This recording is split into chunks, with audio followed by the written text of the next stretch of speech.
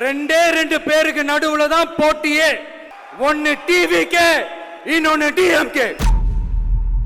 பொதுக்குழு கூட்டம், அதுவும் தமிழக வெற்றி கழகத்தினுடைய பொதுக்குழு கூட்டம். எல்லாருமே பேசக்கூடிய ஒரு டாப்பிக்காக அது மாறி நிற்கும் அப்படிங்கிறதுல எனக்கு துளியும் சந்தேகம் கிடையாது. காரணம் இருக்குது. ஸ்டாலின் அவர்களுடைய பிறந்த நாள், அதற்கு ஒரு மாநாடு நடத்துகிறாங்க. அன்னைக்கு கூட எல்லா தலைவர்களும் இந்த விஜய் அவர்களை பற்றியும் தமிழக வெற்றி கழகத்தை பற்றியும் தான் பேசிக்கொண்டே இருந்தார்கள். அப்படி ரொம்ப இம்பார்ட்டன்ட் நியூஸாக மாறி இருக்குது தமிழக வெற்றி கழகம். அப்படி என்ன தான் சொல்லியிருக்காங்க பொதுக்குழு கூட்டத்தில்? விஜய் அவர்களுடைய ஸ்பீச்சிலிருந்து மறுபடியும் ஒரு லியோ வந்துட்டாருன்னு சொல்கிறாங்களே, அதெல்லாம் உண்மையா? ஸ்டாலின் அவர்களுடைய பெயரை நேருக்கு நேராக சொல்கிறதுல எங்களுக்கு என்ன பயம் அப்படின்னு கேட்ட விஜய் அவர்கள், மன்னராட்சியின் முதல்வர் அப்படின்னு சொல்லி ஸ்டாலின் அவர்களை விமர்சித்தது வரை ஏகப்பட்ட விஷயங்கள் தமிழக அரசியலில் ஒரு புயலை கிளப்பக்கூடியதாக இருக்கிறதே. என்ன நடந்திருக்கு அப்படிங்கிறதுக்கான ஒரு ஷார்ட் வீடியோவை இந்த ஒரு பதிவில் பார்த்துடலாம். இது ஆழமான அரசியல் சதுரங்கம்.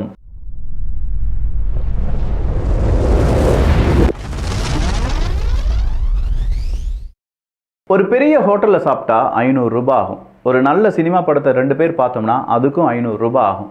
ஆனால் ஒரு குடும்பமாக இப்போ எல்லாருக்குமே லீவ் விட்டுருவாங்க. வீட்டில் குழந்தைகள், அம்மா அப்பா நைட் டைமில் செம்மையான ஒரு கேம் விளையாடணும் அப்படின்னு நினச்சிங்கன்னா உங்களுக்காக அறிமுகம் செய்கிறது தான் இந்த ரோலர் ஹவுஸ் அப்படிங்கிற கேம். இதை பற்றியான கூடுதலான டீட்டெயில்ஸ் இந்த வீடியோக்கு எண்டில் சொல்லியிருக்கேன். வெறும் 425 ரூபாய்க்கு ஆன்லைனில் நீங்கள் வேறு எங்கே தேடி பார்த்தாலும் இதே ஐட்டம், இதே குவாலிட்டியை 900 ரூபா, 1000 ரூபாய்க்கு விற்றுட்ருக்காங்க. கிட்ஸ் பெஸ்ட்டில் 425 ரூபாய்க்கு 2 தினங்கள் கிடைக்க போகுது. வேணுங்கிறவங்க வாங்கிக்கோங்க. செம்மையான கேம். நான் எங்கள் வீட்டில் இதை விளையாடுறதுனால உங்களுக்கு நான் ரெக்கமெண்ட் பண்ணுறேன். சூப்பரான கேம். டீட்டெயில்ஸ் எண்டில் இருக்குது. ஒரு மனுஷனுக்கு மாநாடு நடத்துறதுலேருந்து பொதுக்குழு நடத்துறது வர ஏகப்பட்ட தடைகளை கொடுப்பதற்கு நீங்கள் பேசாமல் அந்த பாசிச கட்சியாகவே இருந்துடலாம்ல அப்படிங்கிற கேள்வியை கேட்கிறார் விஜய் அவர்கள். ஒன்றியத்தில் பாஜக ஆட்சியை ஒரு பாசிச ஆட்சின்னு அடிக்கடி அறிவிப்புகள் விடுத்துவிட்டு நீங்க பண்ற ஆட்சி மட்டும் என்னவா? ஒரு கட்சி தலைவனா ஜனநாயக முறைப்படி என் கழக தோழர்களையும் என் நாட்டு மக்களையும் பார்க்கறதுக்கோ சந்திக்கிறதுக்கோ தடை போடுறதுக்கு நீங்க யாருங்க? ரொம்ப முக்கியமான கேள்வியா இது பார்க்கப்படுது. பரந்தூர் விமான நிலையத்துக்கு எதிராக அங்கே இருக்கக்கூடிய மக்கள் போராடும் போது அந்த மக்களை நான் பார்க்க போகிறேன் அப்படின்னு சொல்லி விஜய் அவர்கள் சொல்றாரு. விஜய் அவர்கள் இது ஒன்றும் முதல் தடவையெல்லாம் கிடையாது. அது அனிதா அவர்களாக இருக்கட்டும், ஸ்னோனின் அவர்களாக இருக்கட்டும், இப்படின்னு சொல்கிற ஏகப்பட்ட ஜல்லிக்கட்டாக இருக்கட்டும், இந்த இடத்துல எல்லாமே அவர் அரசியல் கட்சி தொடங்குறதுக்கு முன்னாடியே நேரடியாக கலந்து கொண்டவர். அதன் பிறகு அரசியல் கட்சி தொடங்கின பிறகு பரந்தூர் விமான நிலையம், அங்கே இருக்கக்கூடிய மக்கள், அந்த மக்களை சந்திக்க போகும்போது ஏகப்பட்ட கெடுபிடிகள். அது மட்டும்தானா, அவங்களுடைய மாநாடு நடத்துவதற்கு இடம் அப்படிங்கிறதே இல்லாமல் போன தமிழ்நாட்டில் இவ்வளோ இடம் எம்டியாக இருந்தும் மாநாடு நடத்துறதுக்கு ஒரு இடத்தை கொடுப்பதற்கு எவ்வளவு பிரச்சனைகள் வந்துச்சு அப்படிங்கிறதெல்லாம் நம்ம பார்த்தோம். ஏகப்பட்ட கேள்விகளை காவல்துறை அதிகாரிகள் கேட்குறாங்க. அதுக்கு பதிலை தமிழக வெற்றி கழகத்தை சார்ந்தவங்க கொடுக்குறாங்க. மறுபடியும் கேள்விகள் பிறக்கிறது. எங்கே நீங்கள் காரை நிப்பாட்டுவீங்க? எப்படி நடந்து கூப்பிட்டு வருவீங்க? மக்கள் எப்படி வருவாங்க? திரும்ப மக்கள் எப்படி போவாங்க? இதனால் எப்படிலாம் பிரச்சனைகள் வரும் அப்படின்னு சொல்கிற பல கேள்விகளும் கேட்கப்பட்டது. இன்றைக்கி மறுபடியும் ஒரு பொதுக்குழு கூட்டம் அப்படின்னு சொல்லும்போது இதுக்கும் தடை அப்படிங்கிறதெல்லாம் போட்டு கடைசியாக நாங்கள் அதை சக்ஸஸ்ஃபுல்லாக கொண்டு வந்திருக்கோம் அப்படின்னு சொல்லும்போது இதுக்கு அவங்களே மேல் அப்படிங்கிற மாதிரி விஜய் அவர்களுடைய ஸ்பீச் அப்படிங்கிறது இருந்துச்சு. சரி, இப்போ தமிழக காவல்துறை அதிகாரிகள் என்ன செஞ்சிட்ருக்காங்க அப்படிங்கிறத நிறைய பேர் சோஷியல் மீடியாவில் வீடியோவாக பதிவு செய்கிறாங்க. அது வேறு என்னவும் கிடையாது. யார் அந்த தியாகி அப்படின்னு சொல்லக்கூடிய ஒரு போஸ்டர் ஓட்டினாங்கல்ல, தியாகி, அந்த தியாகி யார் அப்படின்னு சொல்லி அந்த போஸ்டரை கிழிக்கக்கூடிய வேலைகளில் ஈடுபடுத்தப்பட்டிருக்கிறார்கள் நம்முடைய தமிழக காவல்துறையை சார்ந்தவர்களை. அரசியல் எப்படி விளையாடுது பாருங்க. மக்களை காப்பாற்ற, மக்களுக்கு அரணாக இருக்கக்கூடிய, இங்க இருக்கக்கூடிய கயவர்களை பிடிக்க வேண்டிய நம்முடைய காவல்துறை அதிகாரிகள் அதிமுக ஓட்டுன போஸ்டரை கிழிக்கிறதுக்கு பயன்படுத்தப்படுகிறார்கள் அப்படிங்கிறது தான் இங்க ஹியூமன் ரிசோர்ஸை நம்ம வேஸ்ட் பண்றோம் அப்படிங்கிறதுக்கான பெரிய உதாரணம். சரி, விஜய் அவர்கள் வந்து பேசிட்டாரு தமிழக வெற்றி கழகம் சார்பாக வந்த பொதுக்குழு கூட்டத்தில். துண்டுச்சீட்டெல்லாம் வச்சு பேசினாராப்பா? போன முறை கொஞ்சம் திக்கி திணறிலாம் பேசினாரு. இந்த முறை அதே மாதிரி பேப்பர் வச்சு தான் படிச்சுட்டு இருக்காரா அப்படின்னு பார்த்தா அதெல்லாம் கிடையாது. இந்த முறை நோ துண்டுச்சீட்டு. ஆனால் டயலாக் டெலிவரி எல்லாமே வேற லெவலில் இருந்துச்சு. சொல்லப்போனால் உண்மையான அரசியல்வாதிகளுக்கு இருக்கக்கூடிய அந்த இரத்த ஓட்டம், அந்த எண்ண ஓட்டம், பேச்சு, இது எல்லாமே இன்றைய அரசியலில், இன்றைய ஸ்பீச்சில் நம்மளால் பார்க்க முடிந்தது. விஜய் அவர்களுடைய பேச்சு மட்டும் இங்கே கவனத்தை ஈர்த்ததா அப்படின்னு பார்த்தா இல்லவே இல்லை. நிர்மல்குமார் அவர்களாக இருக்கட்டும், ஒரு பெண் ஒருத்தவங்க பேசினாங்க, அதே மாதிரி ஆதவர்ஜுன் அவர்களாக இருக்கட்டும், இவங்களுடைய ஸ்பீச் எல்லாமே ரொம்பவே கவனிக்க வேண்டிய ஸ்பீச்சாக இருந்துச்சு. ஆனால் என் ஆனந்த் அவர்களுடைய ஸ்பீச்சை நிறைய பேர் ட்ரோல் பண்ணுறதுக்கான வாய்ப்புகளும் இருக்குது. அவருக்கு ஒரே ஒரு கவலை, அண்ணே நான் ஒரு பலூன் விட்டேனே, அந்த பலூனை வந்து எப்படியாவது வாங்கி கொடுங்க அப்படின்னாரு. பலூனு சாதா பலூனா இருந்தா விட்டுருப்பேன், என்னுடைய தலைவருடைய படத்தை போட்டு இந்த பலூனை எடுத்துட்டு போலீஸ் போயிட்டாங்க, அந்த பலூனை கொஞ்சம் வாங்கி கொடுக்கணும் அப்படின்னாரு. அதுக்கு தான் நம்மளுடைய வழக்கறிஞர்கள்லாம் இருக்கிறாங்களா, எப்போ வேணாலும் வாங்கிக்கலாம் அப்படின்னா. பலூன், தளபதி அவர்களுடைய முகம் பொறித்த பலூனை நான் எப்படி விட்டுட்டு போவேன், காவல்துறை அதிகாரிகள் கொண்டு போயிட்டாங்க அப்படின்னு சொன்ன போது அதற்கு நம்முடைய வழக்கறிஞர் பாசறை அதெல்லாம் கொண்டு வந்துருவாங்க அப்படின்னு சொன்னது எல்லாமே நிறைய ட்ரோல் மெட்டீரியலாக மாறுறதுக்கான வாய்ப்புகளாக இருக்கின்றன. ஸோ விஜய் அவர்களை ட்ரோல் பண்ணுறதுக்கு என் ஆனந்த் அவர்கள் நிறைய கண்டென்ட் எடுத்து கொடுத்துருக்காரு அப்படிங்கிறது நம்மளால் மறுக்கவே முடியாது. ஏதாவது ஒரு ஸ்பீச் இப்படி தான் இருக்கும் அப்படின்னு சொன்னால் கூட அடுத்ததாக விஜய் அவர்களுடைய ஸ்பீச்லேருந்து ஆரம்பிப்போம். மாண்புமிகு மன்னராட்சி முதல்வர் அவர்களே, அடுத்ததாக ஒரு வார்த்தையை போடுறார், மாண்புமிகு திரு முத்துவேல் கருணாநிதி ஸ்டாலின் அவர்களே. முத்துவேல் கருணாநிதி ஸ்டாலின் அவர்களே அப்படின்னு சொல்லி உங்களுக்கு பேரை சொல்கிறதுக்கு எனக்கு என்ன பயம்? தமிழ்நாட்டில் ஆட்சி செய்யக்கூடிய ஒரு கட்சி அப்படின்னு நான் சொல்கிறேன், இந்தியாவை ஆட்சி செய்யக்கூடிய ஒரு கட்சி அப்படின்னு சொல்கிறேன். பிஜேபி அப்படிங்கிறதையும் திமுக அப்படிங்கிறதையும் உங்களால் அதை கூட யோசிக்க முடியல. நாங்கள் பேரை சொல்கிறதுக்கு பயப்படுறோன்னா இந்தா வச்சுக்கோங்க அப்படிங்கிறார். நீங்கள் தானே நான் ஒரு படத்தில் பேசின மாதிரி லியோ யார் லியோ யாருன்னு கேட்டுட்டு இருந்தீங்களே, இந்த நீ தானே லியோனி, அதே மாதிரி இது அவங்களுடைய பெயர் வந்துருச்சு. முத்துவேல் கருணாநிதி ஸ்டாலின் அவர்கள் அப்படின்னு சொல்கிறத விட மன்னராட்சியின் முதல்வர் அப்படின்னு சொன்னது ரொம்ப இம்பேக்டை ஏற்படுத்தி இருக்கும் அப்படின்னு நான் நினைக்கிறேன். டைரக்டாக திமுகவினுடைய ஈகோவை இதை டச் பண்ணியிருக்கும். என்ன ஆனாலும் சரி, இந்த மன்னராட்சி அப்படிங்கிற அந்த வார்த்தையை விட்டு ஆதவர்ஜனாவும் போக மாட்டேங்காங்க, இந்த பக்கமாக இருக்கக்கூடிய விஜய் அவர்களும் போக மாட்டேங்காங்க. விஜய் அவர்களுடைய ஸ்பீச்சை விட ஆதவர்ஜனா ஸ்பீச் ரொம்ப இம்பார்ட்டண்ட்டாக ஒரு விஷயத்தை கவனிக்கப்பட வேண்டும். திமுக கூட்டணியை அழித்து விடும் அப்படின்னு சொல்கிறது. கூட்டணியை வச்சிருப்பாங்க, ஆனால் கூட்டணி கட்சியை அழித்து விடும் அப்படின்னு சொல்லி ஆதவர்ஜனா ஒரு சின்ன ஹிண்ட்டை கொடுத்துட்டு போயிருக்கார். அந்த ஹிண்ட்டில் அவர் சொல்கிற விஷயத்தை கொஞ்சம் உன்னிப்பாக கவனிச்சு பாருங்க. மதிமுக இப்போ யாருக்காவது ஞாபகம் இருக்கா அப்படி ஒரு கட்சி இருக்குன்னு? வைகோ அவர்கள், துரை வைகோ அவர்கள் திமுகவில் ஒரு அங்கமாக இருக்காங்க அப்படிங்கிறது மட்டும்தான் நமக்கு ஞாபகம் இருக்கே தவிர மதிமுக அப்படிங்கிற ஒரு கட்சி அவங்க இப்போது செய்யக்கூடிய அரசாங்கத்துக்கு எதிர்த்து இல்லாட்டி மக்கள் தேவைக்காக போராட்டம் இப்படின்னு சொல்கிற எதையுமே நம்மளால் பார்க்க முடியலை. ஜீரோ நியூஸ், சீரியஸாக சொல்கிறேங்க, வெறும் ஜீரோ நியூஸில் இருக்குது மதிமுக அப்படிங்கிற அவங்களுடைய செயல்பாடுகள். ஆனால் இந்த செயல்பாடுகள் எல்லாமே கம்மி பண்ணது யார் அப்படின்னு பார்த்தா திமுகன்னு சொல்கிறாங்க. அப்போ கூட்டணியாக இருக்கக்கூடிய ஒரு கட்சியை உள்ளே இருந்து அந்த கட்சியை அழித்து விட்டு எந்த விதமான விஷயங்களையும் வெளியில் தெரியாமல் அழிப்பது அப்படிங்கிறது திமுகவுக்கு கைவந்த கலை. அதே விஷயம் இப்போது விசிகாவுக்கு செய்கிறது திமுக அப்படின்னு சொல்கிறாங்க. திருமாவளவன் அவர்களுடைய கட்சியை கூட்டணிக்குள்ளேயே வச்சு விசிகாவை அழிக்கும் வேளையில் திமுக ஈடுபட்டிருக்காங்க. இதை விசிகாவை சேர்ந்தவர்கள் புரிந்து கொள்ள வேண்டும் அப்படிங்கிறது இப்போது ஆதவர்ஜுனா அவர்களுடைய ஸ்பீச். போகிற போக்கில் அண்ணாமலை அவர்களுக்கும் ஒரு குட்டு என்னன்னு பார்த்தா, எங்களுடைய தலைவரை அவங்க தப்பாக பேசிட்டாங்க, எங்கள் தலைவருக்கு இடுப்புக்கிளி அந்த மாதிரியான ஒரு பிரச்சனை வந்துச்சு பார்த்தீங்களா. அப்போ இங்கே பாஜகவை சார்ந்தவர்கள் பெண்களை பற்றி தப்பாக பேசினா அவரே இங்கே மாநில தலைவராக இருக்கும்போது எங்கள் தலைவரை பற்றி பேசுகிறதுக்கான வாய்ப்புகள் என்ன இருக்குது? அதுவும் எங்களை பற்றி நீங்கள் பேசணுன்னா நாங்கள் 10 வருஷம் ஆட்சி செய்யலை, ஊழல் எதுவுமே நாங்கள் நடத்தலை, இதுக்கு மேலேயும் நீங்கள் எங்களை சோதித்தீர்கள், எங்களுடைய தலைவர்களை பற்றி ஏதாவது பேசுனீங்கன்னா உங்களை நாங்கள் வெளிப்படுத்த வேண்டியதாக இருக்கும் அப்படின்னு சொல்லி நேரடியாக அண்ணாமலை அவர்களுக்கும் சவால் விட்டிருக்கிறார் ஆதவர்ஜுனா. அது மட்டும் இல்லாமல் புலி அமைதியாக இருக்கும்போது தூங்கிட்டு இருக்கும்போது ஒரு ஆடு வந்து அப்படின்னு சொல்லி ஒரு சின்ன கதையை சொன்னார் பார்த்தீங்களா. இதில் ஆடு அப்படிங்கிறத அண்ணாமலை அப்படிங்கிற ஊமையாக நம்ம எடுத்துக்கொள்ளலாம். எப்படி இந்த காக்கா கழுகு அப்படிங்கிற ஒரு பிரச்சனை இருந்ததோ அதே மாதிரி இந்த ஆடு அப்படிங்கிற பிரச்சனையை எல்லா அரசியல் கட்சியும் இழுத்து வருகிறார்கள். ஏங்க போன இந்த நோன்பு திறக்கும் போது கூட நம்ம செந்தில் பாலாஜி அவர்கள் சொல்கிறாங்க, இந்த முறை நம்ம ரம்ஜானை எப்படி கொண்டாடணும்னா அந்த ஆட்டினுடைய தலையை அறுத்து அப்படின்னு சொல்லி. ஸோ அங்கேயும் வந்து அங்கே அண்ணாமலை அவர்களுடைய பெயர் வந்தது என்பது குறிப்பிடத்தக்கது. ஸோ இங்கே இருக்கக்கூடிய அரசியல் கட்சிகளில் பிரதானமான 2 கட்சிகள், ஒன்று ஆளும் கட்சியான திமுக, இன்னொன்று சென்ட்ரல் கட்சியான பிஜேபி. இவங்க 2 பேரும் தான் எங்களுடைய பொது எதிரிகள். ஒன்று எங்களுடைய எதிரி, இன்னொன்று எங்களுடைய கொள்கை எதிரி அப்படின்னு சொன்னதில் இன்னைக்கு மாற்று கருத்து இல்லாமல் 2 பேருடைய பெயரையும் சொல்லியிருக்கார். திரு மோடிஜி அவர்களே, ஏன் தமிழ்நாட்டை பார்த்தால் உங்களுக்கு அலர்ஜி அப்படிங்கிற ஒரு வார்த்தையை கேட்குறார். நாங்கள் கொடுக்கக்கூடிய ஜிஎஸ்டிலாம் வேணும், ஆனால் எங்களுக்கு நீங்கள் ஃபண்டு தர மாட்டீங்களா, எங்கள் குழந்தைகள் படிக்கக்கூடிய ஃபண்டு தர மாட்டீங்களா, மும்மொழி கொள்கையை ஏன் திணிக்கிறீங்க இப்படின்னு சொல்கிற நிகழ்கால அரசியலையும் தொட்டும் தொடாமலும் விஜய் அவர்கள் பேசினார்கள் என்பது குறிப்பிடத்தக்கது. ரொம்பவே முக்கியமாக திமுகக்கு அடி வயிற்றுல புளிய கரைக்கிற மாதிரியான ஒரு விஷயத்த சொல்லியிருக்காரு அப்படின்னா அது பெண்களை பற்றியானது தான். நீங்கள் ஒழுங்காக ஆட்சி நடத்திருந்தீங்கன்னா பெண்கள் பாதுகாப்பு ஒழுங்காக இருந்திருக்கும், சட்டம் ஒழுங்கு சரியாக இருந்திருக்கும். பச்சை பிள்ளைங்க, படிக்கிற பிள்ளைங்க, சின்ன பொண்ணுங்க, வீட்டுல இருக்கிற பொண்ணுங்க, வேலைக்கு போற பொண்ணுங்கன்னு இவங்க எல்லாருக்கும் நடக்கிற கொடுமைகளை சொல்ல முடியல சார். இதுல வேற உங்களை அப்பான்னு வேற கூப்பிடுறாங்கன்னு சொல்றீங்க. பெண்கள் இங்கே அமைதியாக இருக்கிறார்களா, நல்லபடியா வாழ்றாங்களான்னு கேட்டா கிடையாது. பெண்கள், படிக்கக்கூடிய மாணவிகள், அங்க வேலைக்கு போகக்கூடிய பெண்கள், இவங்க யாருக்குமே இப்ப நிம்மதியான வாழ்க்கையே கிடையாது. இந்த பெண்கள் தான் திமுகவினுடைய முடிவுரையை எழுத போகிறார்கள் அப்படின்னு சொன்ன வந்த கிளாப்ஸ் இருக்கு பார்த்தீங்களா, இதே டைலாக போய் 4 மாநாட்டில் விஜய் அவர்கள் பேசினாங்கன்னா கண்டிப்பா பெண்கள் அப்படிங்கிறவங்க யோசிப்பாங்க. என்னுடைய சகோதரிகளான தமிழ்நாட்டு பெண்கள் தான் உங்களுடைய அரசியலுக்கு ஒரு முடிவு கட்ட போறாங்க, உங்களுடைய ஆட்சிக்கு ஒரு முடிவு கட்ட போறாங்க, உங்களுடைய இந்த அரசியல் வாழ்க்கைக்கு ஒரு முடிவு கட்ட போறாங்க.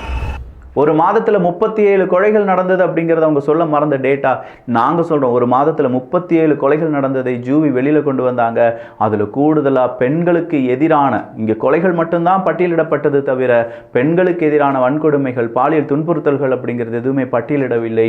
அப்படி இட்டிருந்தார்கள், பட்டியல் போட்டிருந்தாங்கன்னா பெரிய அளவில் ஒரு இம்பாக்டை ஏற்படுத்தி இருக்கும். தமிழக அரசியல் களத்தில் அது மிகப்பெரிய அளவில் பேசு பொருளாக மாறி இருக்கும். உண்மையான தமிழக வெற்றி கழகத்தினுடைய தொண்டர்கள் யாராவது இருந்தீங்கன்னா தயவு செஞ்சு உங்களுடைய டேட்டா பேஸை அப்டேட் பண்ணிட்டே இருங்க. ஒவ்வொரு மாதமும் நடக்கக்கூடிய கொலை, கற்பழிப்பு, பாலியல் துன்புறுத்தல்கள், ஊழல்கள், இதை ஒரு டேட்டா பேஸாக இப்போவே சேகரிக்க ஆரம்பிங்க. அந்த டேட்டா பேஸை கரெக்டாக ஒரு 6 மாதத்துக்கு பிறகு உங்களுடைய பேச்சாளர்களுக்கு இதெல்லாம் நீங்கள் பேசுங்க அப்படின்னு சொல்லி அறிமுகம் செய்து கொடுங்கள். அந்த டேட்டா பேஸ் தான் மக்கள் மனதில் இருக்கும். ஒவ்வொரு இம்பார்ட்டண்ட்டான கொலை, ஆம்ஸ்ட்ராங் அவர்களுடைய கொலையாக இருக்கட்டும், சவுக்கு சங்கர் அவர்கள் வீட்டில் வீசின மலமாக இருக்கட்டும், இது எல்லாமே 2026 தேர்தலுக்கான முக்கியமான புள்ளிகளாக இருக்க போகின்றன. இதை தமிழக வெற்றி கழகத்தை சார்ந்தவர்கள் எப்படி எடுத்துக்கொள்ளப் போகிறார்கள் அப்படிங்கிறது தெரியல. பட் இந்த பாயிண்ட்ஸ் எல்லாம் ரொம்ப இம்பார்ட்டண்டான பாயிண்ட்ஸ்.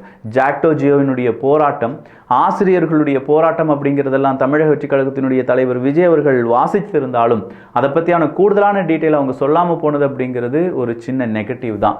பட் இது ஒரு பொதுக்குழு கூட்டம் தானே விக்கி, இதெல்லாம் எக்ஸ்பிளைன் பண்ணணுமா அப்படின்னு கேட்டால் விஜய் அவர்கள் தும்மினாலும் இங்கே பெரும் பிரச்சனையாக பார்க்கப்படுகிறது. இங்கே விஜய் அவர்களுடைய பெயரை உச்சரிக்காத எந்த அரசியல் கட்சி தலைவர்களும் இல்லை. குறிப்பாக திமுகவை சார்ந்தவர்கள் விஜய் அவர்களுடைய தாவேக்காவை பார்த்து சும்மா அஞ்சு நடுங்குகிறார்கள் அப்படிங்கிறத அவங்களுடைய பல பேட்டிகளை நம்மளால பார்க்க முடியுது. யார்கிட்ட என்ன கேட்டாலும் இப்போ வந்தவங்க உடனே முதலமைச்சர் ஆகணும்னு நினைக்கிறாரு, இப்போ புதுசாக கட்சி தொடங்கினவர்களாம் முதலமைச்சர் ஆகணும்னு நினைக்கிறாரு. ஏன் ஆகக்கூடாதுன்னு நினைக்கக்கூடாதா? இப்போ புதுசாக அரசியலுக்கு வந்தவங்களை துணை முதலமைச்சராக நீங்கள் மாற்றும் போது ஏன் புதிதாக அரசியல் கட்சி தொடங்கியவர்கள் முதலமைச்சராக மாறக்கூடாது அப்படிங்கிற ஒரு கேள்வியை இன்னைக்கு தமிழக வெற்றி கழகத்தினுடைய கொள்கை பரப்பு செயலாளர் ராஜ்மோகன் அவர்கள் கேட்கிறார்கள். இப்படின்னு சொல்கிற பல விஷயங்களை கேட்டுகிட்டே இருக்கும்போது தான் இங்கே இருக்கக்கூடிய முக்கியமான பெண்களுடைய விஷயம், அவங்களுக்கு எதிராக நடக்கக்கூடிய பாலியல் துன்புறுத்தல்கள், இதை பட்டியல் போடுறாரு விஜய் அவர்கள். கதறெல்லாம் எப்படி இருக்குது அப்படின்னு சொல்லி தான் ஸ்டார்ட் பண்ணார். என் நெஞ்சில் குடியிருக்கும் தோழர்கள் தோழிகள் அப்படின்னு சொல்லி அவருடைய டைலாகை மாற்றியிருந்தாலும் கதறல்கள் எப்படி இருந்தது அப்படிங்கிறத கேட்கும்போது வேற லெவல் ரெஸ்பான்ஸாக இருந்துச்சு. அடுத்ததா புதிய வரலாற்றை படைக்க தயாராக வேண்டும். இங்கே வரலாறு அப்படின்னு சொல்கிறத விட அரசியல்னா என்ன அப்படிங்கிற ஒரு கேள்வியை கேட்குறார். அரசியல்னா என்ன தெரியுமா? எல்லா குடும்பமும் ஒன்றாக நன்றாக இருக்க வேண்டும் அப்படின்னு நினைப்பது தான் அரசியல்.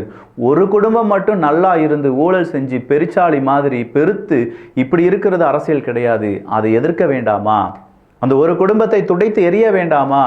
இங்கே பெண்களுக்கு எதிரான குற்றங்கள் நடைபெறும் போது அந்த குடும்பம் மட்டும் சந்தோஷமாக இருக்கிறது அப்படின்னு சொல்லி திமுகவினுடைய குடும்பமான ஸ்டாலின் அவர்கள், உதயநிதி ஸ்டாலின் அவர்கள் அப்படிங்கிற ஒரு பெரிய படையை எதிர்த்து நாம் களமிறங்க போகிறோம் அப்படிங்கிறத தெளிவாக எடுத்து சொல்லியிருக்கிறார் தமிழக வெற்றி கழகத்தினுடைய தலைவர் விஜய் அவர்கள்.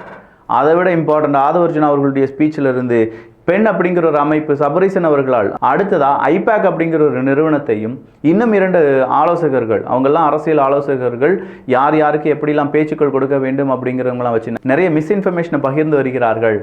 நாங்கள் ஒரு நபரை கூப்பிட்டுட்டு வந்தபோது, பிகேவை நாங்கள் கூப்பிட்டுட்டு வந்தபோது எப்படி அலறினார்களோ இங்கே 4 பேர் திமுகவை காப்பாற்றுறதுக்கு இருக்காங்கயா, அதை பற்றி கொஞ்சம் பேசுங்க அப்படின்னு சொல்கிறார். ஒரு அரசியல் வியூகர் கிடையாதாங்க, வியூக வகுப்பாளர்கள் 4 பேர் இருக்காங்களாம். எங்க இப்போதைய திமுகக்கு அந்த வியூக வகுப்பாளர் அப்படின்னு சொல்லும்போது பெண் அப்படிங்கிற அந்த அமைப்பிலிருந்து அடுத்தடுத்த அமைப்புகள் எல்லாருமே திமுகவை ஜெயிக்க வைப்பதற்கு யாரை பற்றி எவ்வளோ தரைக்குறையாக வேணாலும் பேசுவாங்க அப்படின்னு சொல்கிறாங்க. பரவலாக இன்னைக்கு வைக்கப்பட்ட குற்றச்சாட்டில் ஒரு குற்றச்சாட்டு, திமுகவினுடைய முக்கியமான தலைவர்கள் யாரும் விஜய் அவர்களை பற்றியோ இல்லாட்டி தமிழக வெற்றி கழகத்தை பற்றியோ பேசவே மாட்டாங்க. 3ஆம் தர 4ஆம் தர பேச்சாளர்களை வைத்து நீ என்ன வேணாலும் திட்டிக்கோ, அவனை எப்படி வேணாலும் வசப்பாடிக்கோ, கெட்ட வார்த்தை திட்டிக்கோ அப்படின்னு சொல்லி அவங்களுக்கு ஊக்கம் கொடுப்பார்கள். இதுதான் திமுக செய்யக்கூடிய முக்கியமான அரசியலாக இருக்கும். இதை தமிழக வெற்றி கழகத்தை சார்ந்தவர்கள் கொஞ்சம் உன்னிப்பாக கவனிக்க வேண்டும் அப்படிங்கிற அறிவுறுத்தலும் கொடுக்கப்பட்டிருக்கிறது. மக்கள் பிரச்சனைகளை மடைமாற்றி மக்கள் விரோத ஆட்சியை மன்னர் ஆட்சி போன்று நடத்தி வருகிறார்கள். நானும் அடின்னு அடிக்கணுமான்னு யோசிக்கிறேன்னு கேட்டார். ஏன்னா எல்லாருமே பேசிட்டாங்க, நானும் அவங்களை போட்டு அடிக்கணுமான்னு கேட்டோன்னே அங்கே இருக்கக்கூடிய தொண்டர்கள் கண்டிப்பாக நீங்கள் செய்யணும் சார், சம்பவத்தை செய்யணும்னு சொன்னேன்னு எனக்கு புரிஞ்சது அப்படின்னு சொல்லி அவருடைய ஸ்மைல், அதன் பிறகு மத்திய அரசுக்கு கொஞ்சமும் குறைவில்லாத பாசிச ஆட்சி தமிழகத்திலும் நடைபெறுகிறது. அணை போட்டு ஆற்றை தடுக்கலாம், காற்றை தடுக்க முடியாது. ஒருவேளை நீ தடுக்கணும்னு நினைச்சினா காற்று சூறாவளியா மாறும். இன்னும் அதனுடைய வேகம் அதிகரித்தது என்றால் அது புயலாக மாறி உங்களை சுழட்டி எடுத்து துவம்சம் பண்ணிடும் அப்படிங்கிறது எல்லாமே விஜய் அவர்களுடைய பேச்சிலிருந்து நமக்கு கிடைக்கக்கூடிய தகவலாக இருக்கிறது. இனி தளபதி கிடையாது, வெற்றி தலைவர் விஜய் அப்படின்னு சொல்லி நம்ம அன்புடன் அழைக்க வேண்டும் என்று ஆதவ அர்ஜுனா கூறியதற்கு எல்லாருமே அவங்களுடைய ஆமா அப்படிங்கிற அந்த கருத்தை தெரிவித்திருக்கிறார்கள். அடுத்ததா தமிழ்நாட்டில் சட்டம் ஒழுங்கு ஒன்று இருக்கிறதானே தெரியல. சட்டம் இருந்தாதான ஒழுங்கு இருக்கும், ஒழுங்கு இருந்தாதான சட்டம் இருக்கும். ஆனால் இது இரண்டுமே இருப்பதற்கான வாய்ப்பே இல்லை. இதை மொத்தமாக குழி தோண்டி புதைத்து விட்டது திமுக அப்படிங்கிற ஒரு குற்றச்சாட்டை வைக்கிறார்கள் தாவேகா, தமிழக வெற்றி கழகம். சீக்ரெட் ஓனர் அப்படிங்கிற ஒரு வார்த்தையை பயன்படுத்துகிறார். திமுகவினுடைய சீக்ரெட் ஓனர் மோடி அவர்களும் பிஜேபியினுடைய பி டீம் தான் திமுக அப்படிங்கிறதையும் இன்னைக்கு மறுபடியும் சொல்லியிருக்காரு விஜய் அவர்கள். 2026 தேர்தலுக்கு வெறும் 2 பேருக்கு இடையே தான் போட்டி. ஒன்று டிவிகே, அதாவது தமிழக வெற்றி கழகம், இன்னொன்று டிஎம்கே. இந்த 2 பேர்ல யார் ஜெயிக்க போறாங்க அப்படிங்கிறது தான் போராட்டமா இருக்கணுமே தவிர வேற எந்த கட்சியும் இதுக்குள்ள இல்லை. சொல்லப்போனா 2026 ரொம்பவே முக்கியமான, யாரும் எதிர்பார்க்காத, ரொம்ப ட்விஸ்ட் நிறைந்த ஒரு எலெக்ஷனா இருக்க போகுது அப்படின்னு சொல்ற அந்த கருத்துக்களையும் சொல்லியிருக்கிறார் விஜய் அவர்கள். இவ்வளவு விஷயங்களை தேடி முடித்த பிறகு கடைசியா ஒரு கவிதை, அதன் பிறகு ஒரு திருக்குறள். அந்த கவிதையினுடைய ஆசிரியர் பேரை தப்பா சொல்லிட்டார் அப்படிங்கிற அடுத்த செய்தியை வெளியிட்டிருக்கிறார்கள். திருக்குறளையும் சொல்லி அவர் முடித்த போது அங்கிருந்து வந்த ஆரவாரம் இருக்கு பாருங்க. பெண்களுடன், பெண் நிர்வாகிகளுடன் இணைந்து அவங்க இருக்கக்கூடிய அந்த பந்தியில் சாப்பிட்டார் விஜய் அப்படிங்கிற அந்த புகைப்படமும் இன்னைக்கு பெரிய அளவில் வைரல் தான். ஸோ திமுகக்கு எதிராக பெண்களை ஒன்றி திரட்டுதல் அப்படிங்கிற ஒரு பாயிண்டை ரொம்ப முக்கியமாக கையில் எடுத்திருக்கிறது தமிழக வெற்றி கழகம். அதை விட ரொம்ப முக்கியமான பாயிண்டாக அங்கே இருக்கக்கூடிய ரேஷன் கடையிலிருந்து எல்லாத்திலையும் நடக்கக்கூடிய ஊழல்களை பதிவு செய்வது அப்படிங்கிறதையும் இப்போது தமிழக வெற்றி கழகம் கையில் எடுக்க ஆரம்பித்திருக்கிறார்கள் என்பது குறிப்பிடத்தக்கது. அப்போ இந்த ஒரு கூட்டம், இப்போது உருவாகி இருக்கக்கூடிய தமிழக வெற்றி கழகம் அப்படிங்கிற ஒரு கூட்டம் இன்னும் ஒரு 5-6 வருடங்கள் எப்படி உழைக்க வேண்டும், ஒவ்வொரு வீடு வீடாக போய் நம்ம எப்படிலாம் ஓட்டு கேட்கணும், அங்கே இருக்கக்கூடிய நபர்கள் எப்படி அணுக வேண்டும் அப்படின்னு சொல்கிற பக்கா திட்டமிடலுடன் இறங்க போகிறார்கள் தமிழக வெற்றி கழகத்தினுடைய ஆதரவாளர்கள். இந்த ஆதரவாளர்கள் மற்றும் தமிழக வெற்றி கழகம் 2026 தேர்தலில் எந்த மாதிரி ரிசல்ட்டை எடுக்க போறாங்க அதெல்லாம் பொறுத்திருந்து பார்க்கலாம். இன்னும் சில விஷயங்கள் விட்டு போயிருக்கு, அதை இன்னொரு பதிவில் நம்ம பார்க்கலாம். அப்போ இந்த பதிவில் விஜய் அவர்கள் என்ன பேசினாங்க, எதற்கு பேசினாங்க, அதற்கான காரணம் என்ன அப்படிங்கிற கம்ப்ளீட் டீட்டெயில்ஸை பார்த்துருக்கோம். இதை பற்றி உங்களுடைய கருத்துக்கள் இங்கே வரவேற்கப்படுகின்றன. ஒரு 90 குட்டி குட்டி பால்ஸ், அந்த பால்ஸை ஒரு ஆட்டோமேட்டிக் பால் டிஸ்பென்சர் அப்படிங்கிறதுக்குள்ளே போடணும். ஒரு நபர் அதை சுழட்டணும். அப்படி சுழட்டும் போது, அதை சுற்றும் போது அதுலேருந்து ஒரு பால் கீழே விழும். அந்த பாலை, அந்த நம்பர், அந்த பாலுக்கு மேலே ஒரு நம்பர் எழுதியிருப்பாங்க. அந்த நம்பர் அந்த போர்டில் இருக்கும். அதில் அந்த பாலை தூக்கி வச்சிடணும். நம்ம கையில் எத்தனை பேர் விளையாடுறாங்களோ அத்தனை பேர் கையிலையும் கொடுக்கறதுக்கான ஒரு கார்டு. அது எல்லாமே பிளாஸ்டிக் கோட்டட் கார்ட்ஸ் அப்படின்னு சொல்லலாம். உங்களுக்கு 48 கார்ட்ஸ் கிடைக்கும். அப்போ 48 பேரும் விளையாடலாம். நீங்கள் 2 பேர் தான் விளையாடுறீங்கன்னா 2 கார்டு எடுத்துக்கோங்க. விழுகக்கூடிய நம்பரை சத்தமாக சொல்லுங்க. அந்த நம்பர் இந்த நபருடைய கார்டில் இருக்குன்னா அதை மடித்து வச்சுக்கணும். பேனா வேண்டாம், பின் வேண்டாம், எதுவுமே வேண்டாம். ஜஸ்ட் மடித்து மட்டும் வச்சிடுறீங்க. இப்படின்னு சொல்லி 90 பாலும் முடிவடையும் போது எந்த ஒரு நபருடைய கார்டு முழுவதுமாக மடித்து வைக்கப்பட்டிருக்கிறதோ அவங்க வின். அவங்களுக்கு நம்ம சின்னதாக ஒரு கிஃப்ட் கொடுக்கலாம், இல்லாட்டி ஸ்பெஷலாக ஒரு பார்ட்டி கொடுக்கலாம், இல்லாட்டி அவங்களுக்கு ஒரு காஃபி போட்டு கொடுக்கலாம், என்ன வேணாலும் செய்யலாம். பட் ரொம்ப இன்ட்ரெஸ்டிங்காக இருக்கும். ஒவ்வொரு பால் விழ விழ விழ அதை கேட்டு கேட்டு கேட்டு அவ்வளோ ஆனந்தமாக இருக்கும். ஃபேமிலிக்கு ரொம்ப சூப்பரான கேம். பேட்டரி வேண்டாம், வேறு எந்த விதமான ஃபால்ட் வரக்கூடிய எக்யூப்மெண்ட்ஸும் கிடையாது. இந்தியன் மேடு தான், ஐஎஸ்ஐ சர்டிஃபிகேட் இருக்கக்கூடிய ஒரு ப்ராடக்ட். உங்கள் வீட்டுக்கு வேணுமா 425 ரூபாய்க்கு ஒரு லிமிட்டெட் குவான்டிட்டி, கொஞ்சம் தான் வாங்கியிருக்கோம், வேணுங்கிறவங்க வாங்கிக்கோங்க. இந்த விலைக்கு அது கிடைக்க போகிறது கிடையாது. அடுத்ததாக நம்ம இன்னும் நிறைய ஆஃபர்ஸ் கொண்டு வர போகிறோம். எல்லாமே இந்த வெக்கேஷன் பேஸ்டாக இருக்கக்கூடிய காம்போஸ் தான். அதற்காகவும் தயாராக இருங்கள். இது 425 ரூபாய். கீழே லிங்க் இருக்குது, வேணுங்கிறவங்க வாங்கிக்கோங்க. எல்லோரும் அரசியல் சதுரங்கத்தில் இணைந்திருங்கள். நல்லதை பகிர்ந்து நல்ல சமுதாயத்தை உருவாக்குவோம். நன்றி, வணக்கம்.